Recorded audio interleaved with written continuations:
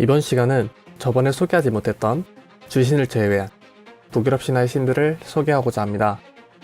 많은 신들이 각자의 맡은 바 임무를 성실히 수행했지만 그렇다고 모두의 이야기가 같은 분량으로 구전되진 않았습니다.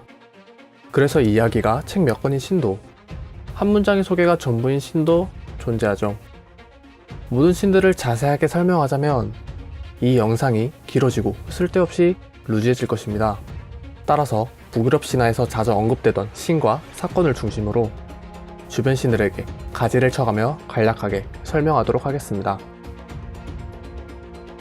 전 주신편에 이어서 오딘이 지혜를 얻기 위해 요툰헬임에 가서 만난 이인의 정체는 로키입니다. 로키는 주신들과 어깨를 견줄 수 있을 정도로 유명한 신으로 북유럽 신화에서 일어나는 대부분 사건들의 원흉이지만 이내 자신이 해결해버리는 최고 해결사이기도 합니다. 오딘은 로키와 몇 번의 얘기로 그가 엄청 지혜롭고 말솜씨가 뛰어난 걸 파악하곤 이영제를 맺으며 함께 아스가르드로 돌아옵니다. 그렇게 아스가르드에서 갑작스레 타지 생활을 하게 된 로키지만 그곳에서 정숙하고 현모양처인 시긴이란 여신과 결혼하게 됩니다.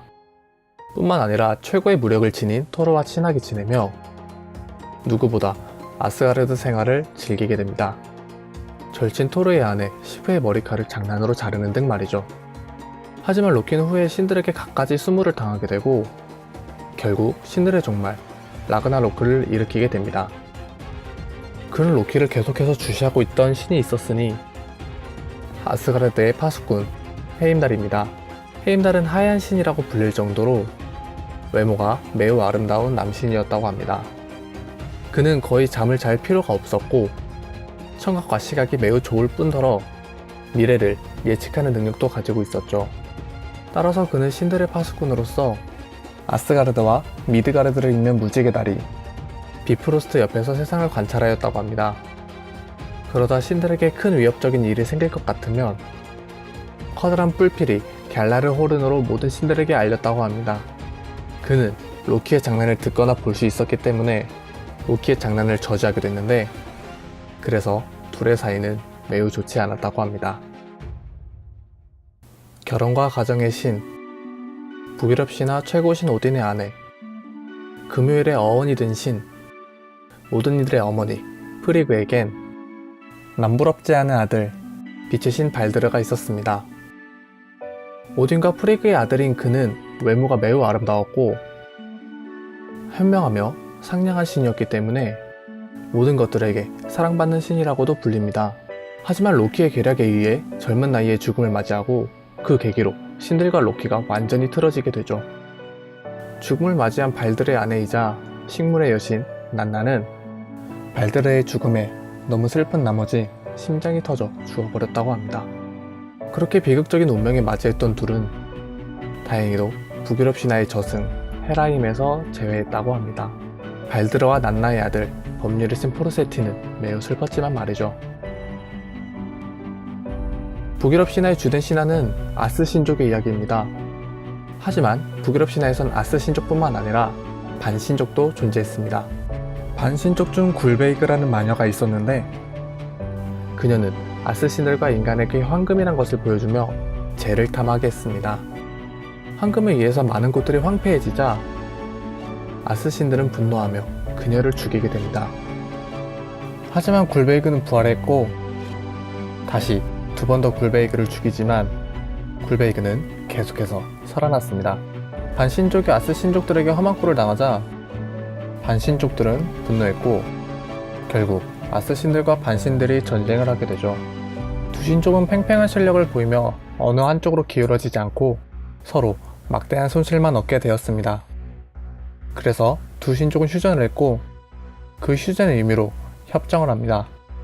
먼저 아스 신들과 반신들의 침을 한 곳에 모아 휴전이라는 상징을 만들었고 침묵 등 좋은 목적을 위험했지만 사실상 인질로 다른 신족끼리 서로 교환하게 됩니다.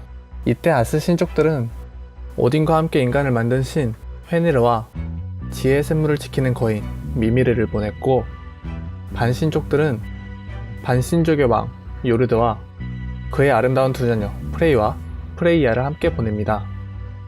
이때 아스가드로 건너온 프레이야는 신들 중 가장 아름다워 신, 거인, 난쟁이 가릴 것 없이 모두 프레이야를 좋아했습니다. 그녀는 이름과 다산, 사랑을 담당하는 포지션, 프리그의 남편 오딘과 이름이 비슷한 프레이야의 남편 오드 등의 이유로 프리그는 프레이야라는 설도 있습니다. 또 앞서 말한 굴베이가 프레이야라는 설도 있는데 프레이야가 눈물이 황금으로 되어 있고 마법에 능통하여 오딘을 가르쳐줄 정도였기 때문입니다. 그녀의 오빠인 프레이도 굉장한 신이었는데 가장 완벽한 신 발드르를 제외하면 그가 다음으로 완벽한 신이었다고 합니다.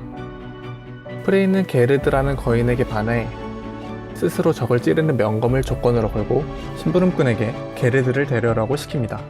결국 둘은 결혼을 하게 되지만 후에 있을 라그나로크에서 명검이 없던 프레이는 수사슴의 뿔로 수르트와 싸우다 죽음을 맞이합니다.